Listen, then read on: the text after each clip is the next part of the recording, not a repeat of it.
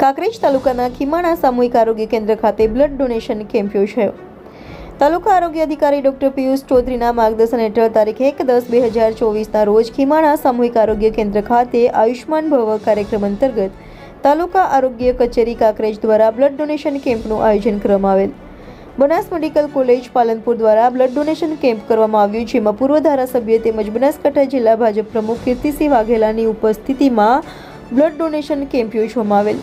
કેમ્પમાં તાલુકા આરોગ્ય સ્ટાફ દ્વારા લોકોને બ્લડ ડોનેટ કરવા માટે લાભાર્થીઓની મોટિવેટ કરી કેમ્પના સ્થળે લાવીને બ્લડ ડોનેટ કરાવ્યું હતું.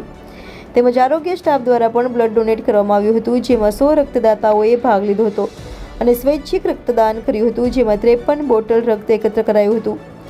તાલુકા હેલ્થ ઓફિસ કાંકરેજ દ્વારા રક્તદાતાઓને પાણીની બોટલ, સર્ટિફિકેટ આપવામાં આવેલ તેમજ ચા નાસ્તાની વ્યવસ્થા પણ કરવામાં આવી હતી.